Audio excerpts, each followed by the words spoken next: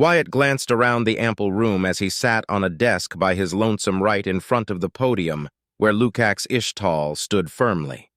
There were several officers in the room, sitting on the rows behind him, murmuring quietly between themselves.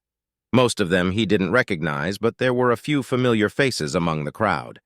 Galt Tirome, for one, had his hands cuffed with a Royal Marine standing next to him. Salazar Reed was also present. The Marine was not bothering to hide the satisfaction he felt upon seeing the lowly commoner getting what he deserved.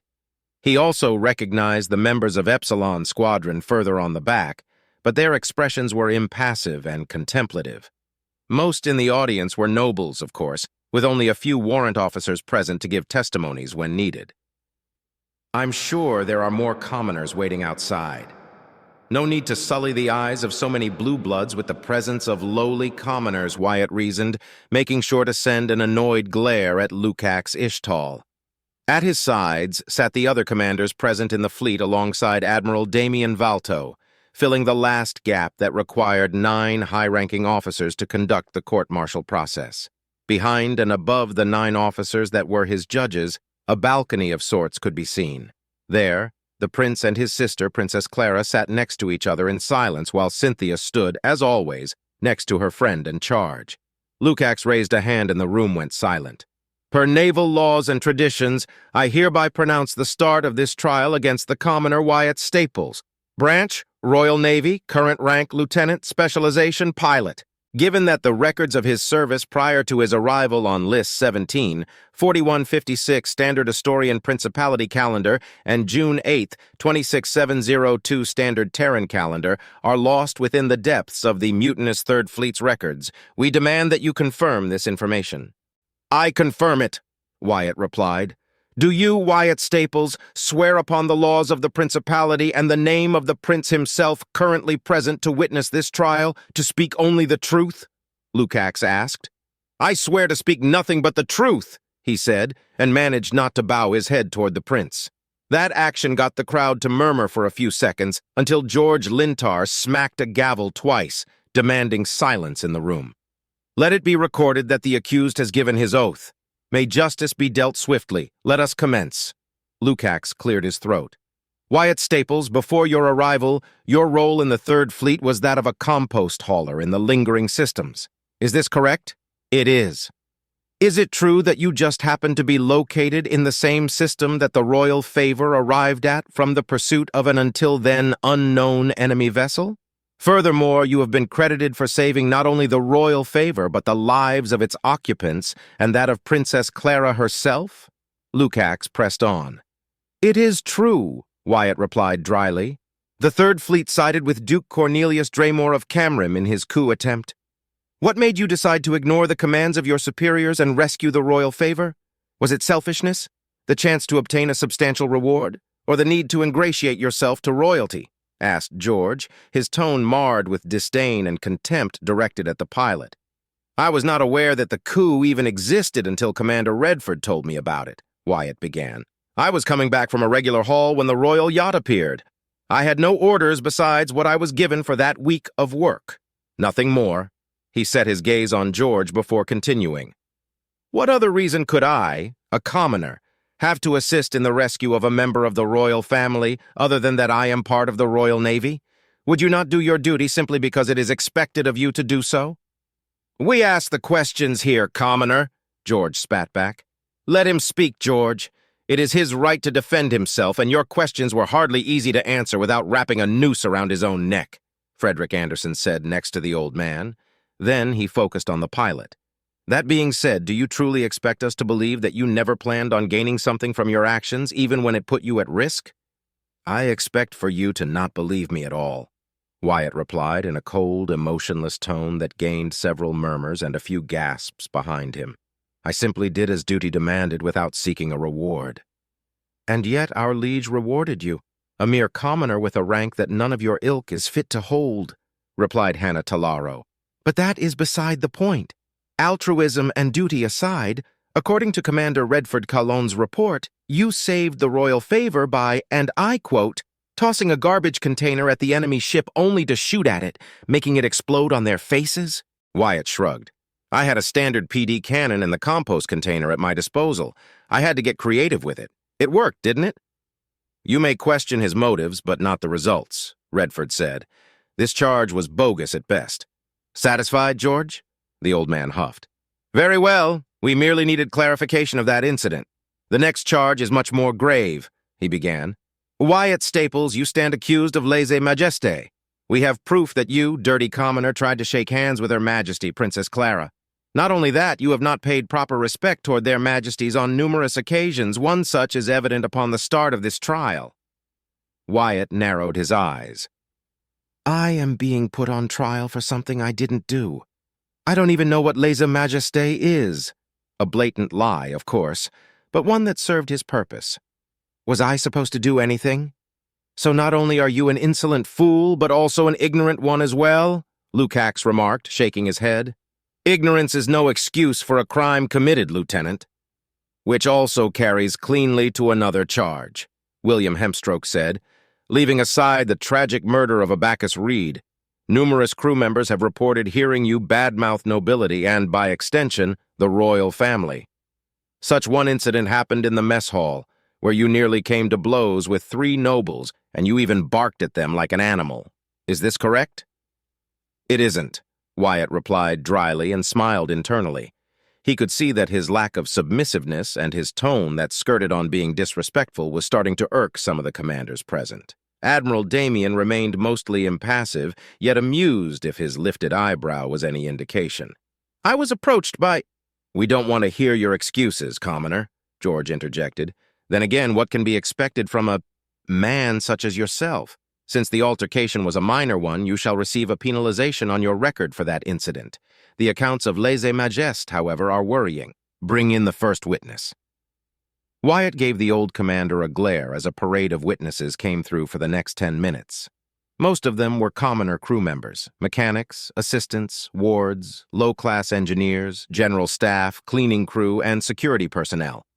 One by one, they gave a short recount of having heard him say something negative about the nobles, bad-mouthing their leadership, and, worst of all, implying that now that he gained the attention of the prince, he could claim a great bounty for himself. Internally, he was laughing. The poor men and women called on stage were not very convincing. Some of the nobles were far too dramatic for their own good, but there was one that he genuinely thought put a convincing performance.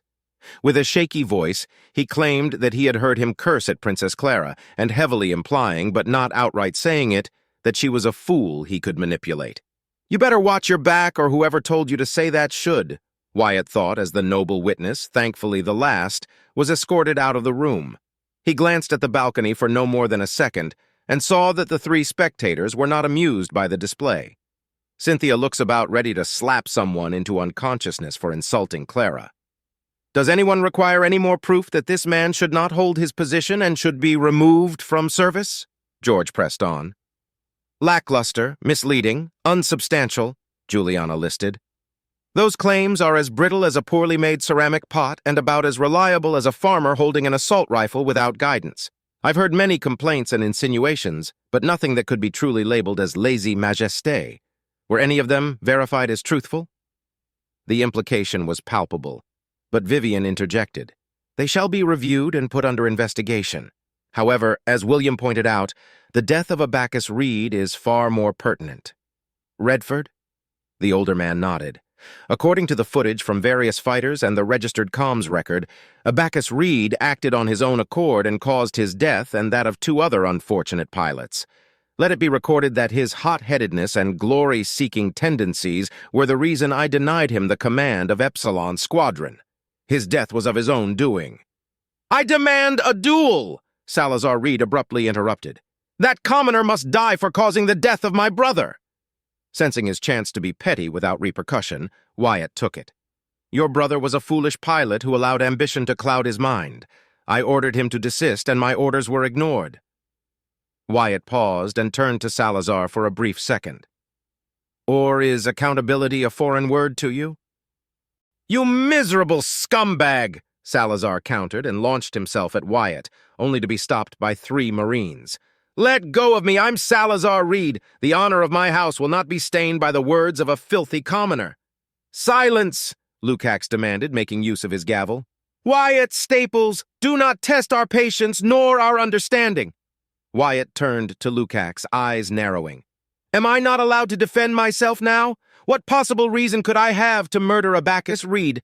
I did not know him before that day, and I did what I could to save his life. Why am I guilty of his own stupid actions?" "Figures. A commoner would not know decorum, even if it bit him," William sighed. "But I see your logic. There was no probable cause for you to deliberately cause Abacus Reed's demise. The evidence is substantial that his death is not on your hands, Lieutenant." "I shall not stand for this," Salazar barked out once more. "The stain on the honor of my house must be cleansed. I challenge you, commoner filth, to a formal duel." "You have no authority to make such a demand," Frederick countered. "Juliana, as his commander, you have full authority to deal with him. What say you?" "Take him away. I shall deal with him later, and consider your demand rejected," Juliana answered, looking down at the almost fuming Salazar as if he were a particularly ugly bug.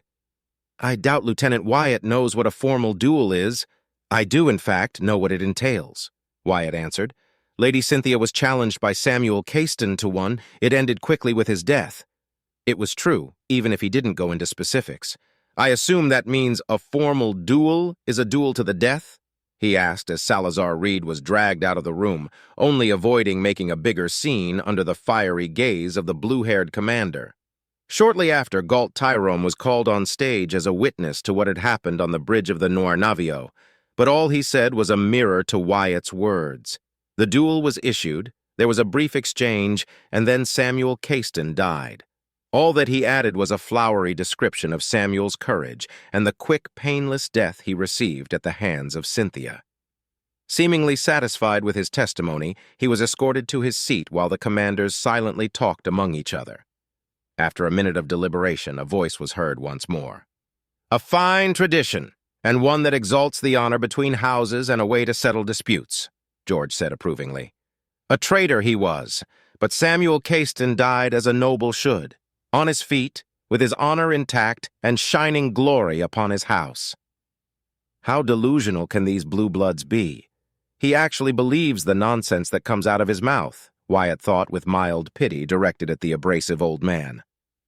"Something that you don't know anything about, commoner," Lukács carried on. "During the battle against the Caiston forces, Commander Redford's decision to trust your judgment brought down the damnable stealth cruiser that caused so much havoc amidst our fleet. Do you deny this?" "I do not. Seeing as I was the only one with any amount of experience dealing with those black ships, I thought it pertinent to inform Commander Redford about the possibility of an ambush. He agreed with the strategy, and it destroyed the cruiser," he replied firmly. "And by doing so, you dared give orders to your superior, your commanding officer, no less," George spat out. "I object." Redford stepped up. "Lieutenant Wyatt Staples followed the chain of command to the best of his abilities and dutifully informed me of the threat. Given the circumstances, I decided his plan was the best course of action available to us." George ignored the gray-haired man and pointed a finger at Wyatt. "You broke the rules of engagement and wandered off on your own after insulting your commanding officer's authority." Wyatt frowned. "What rules of engagement? I've been a lieutenant for no more than 2 weeks. I was a warrant officer, and all I did was follow the orders given to me. I've only seen action during patrol rotations and in simulations. I still don't know how to carry out my new duties effectively. How am I to know what rules I shouldn't break if I don't know the rules?" He finished, raising his voice slightly and finally giving his judges the satisfaction of seeing him lose his composure. "The battle was over, and yet the wedge you were part of did not return to their ships. You gave unsolicited tactical advice to your commanding officer, broke of communications, sidestepped the authority of your wedge commander, and then nearly initiated another incident upon your return with the now absent Salazar Reed. Do you deny your crimes?" Vivian listed. "I deny them," Wyatt replied sternly, and now he had to endure a second parade of witnesses that, thankfully, wasn't nearly as dull nor as lengthy as the first one. Gregor Undaj, Nultar Okara, Leopold Dakar, and the other pilots from the wedge he'd been part of spoke in his favor, correlating Redford's report and silencing the now frustrated George Lintar. When the last of the witnesses returned to his seat, Frederick took the initiative. A sidestep from the rules is the worst crime I can detect from his actions. Otherwise, given the circumstances, they fall within reason, and, let us not forget, that ultimately it was Commander Redford's decision that scored the kill upon our enemy. I believe that overwrites any minor fault given his seniority. The other commanders and Admiral Damien nodded in accordance, and for the first time since the trial began, the Admiral spoke up. Now that such minor, irrelevant issues are dealt with, I shall open the most egregious charge set against you, Lieutenant Staples, Damien said, his stern, stoic expression completely devoid of emotion. You stand accused of treason, conspiracy, and collusion with both the Draymore traitors and the Treason raiders. A QEC device was found in your quarters. At his behest, the screens set to the left and right of the room came to life, showcasing a half-a-meter-tall rectangular metallic box with only a small modulator and a series of white and blue buttons beneath it. It did not look all that impressive nor eye-catching given what it could do. Then again, being unassuming was the point of such devices in the first place, in his opinion at least. Furthermore, the assault upon Woodshaft happened once Her Majesty Princess Clara was nearly defenseless in the station and her bodyguard, Lady Cynthia, away from her. The evidence points out that you set up the trap on both ends to ensure the demise of our beloved princess, and furthermore Is this all I can expect from you? Wyatt interrupted abruptly as he stood up, his fists shaking. The room went silent as all eyes set on him. I risked my life fighting the traitors, risked my life again fighting the Treason. You say you found that? He pointed at a screen. In my quarters when I wasn't here. What sort of idiot would leave something like that out in the open? You dare! George began, but was interrupted by the pilot. I dare! He shouted, openly glaring at them. Loyalty is its own reward? I've been nothing but loyal, and this is what I receive in return. To be pointed at, mocked, ridiculed, and accused of crimes I did not commit? Is this all a mere commoner can expect from our noble leaders? He said, his voice thick with venom. If that is to be the case, then so be it. If you want me dead so bad, then kill me, but I will not admit to any of these crimes. I don't regret any of my actions except for one. This is it. If this doesn't work, I'm not sure what will, he thought as the entire room was icy silent, watching him slowly raise a finger at the balcony and pointed at Clara. Had I known this was the reward for my loyalty, I would not have saved you that day, princess, he hissed with poison, and saw how Clara flinched back at his statement. I regret saving your life. With that said, he sat down and the room exploded with shouts demanding his head, dishonorable discharge, lashes, and other forms of punishment for what he had said. The commanders and Admiral Damien looked at the chaos, trying to control it with their gavels, but nothing they did worked. Everyone froze and immediately shut up when the prince stood up. Seconds stretched into eons until at last he spoke. Take him away. I shall decide his fate at a later date. That was his command, and he turned to leave. The prince's order was obeyed instantly, and 2 Marines came to escort him out, tightly gripping his forearms and pushing him forward. Wyatt remained silent as the hectic chaos he caused became a distant noise, then a whisper, and finally, it died completely, leaving only the sound of their footsteps to reach his ears. For minutes they walked uninterrupted, and Wyatt noticed 2 things. First, a few minutes after they left, he hadn't seen anyone else come across the corridors the Marines were guiding him through. And 2, the Marines were definitely not taking him to the brig. Where are you? A punch to the gut shut him up, making him cough violently. Silence, dog, the Marine that punched him ordered. Wyatt obeyed, and a few minutes later they arrived at a storage bay that was, again, mysteriously devoid of personnel. To his surprise, the Marines removed a hidden panel on the floor and tossed him inside. They jumped in and closed the panel from within the tight passage, and after a few more minutes they arrived at a fairly ample room that smelled like oil. It was poorly lit, but there was a table, a few scattered boxes, some chairs, and a few weapon racks. They don't have ammunition, so don't even think about it, a Marine warned. Sit down and wait. No sudden movements. Wyatt obeyed and closed his eyes, his expression as stoic as he could manage. Inwardly, he was smiling. He was inside the enemy ranks. Now all he needed to do was see if the head of the viper would come out of the sand, as Clara had put it.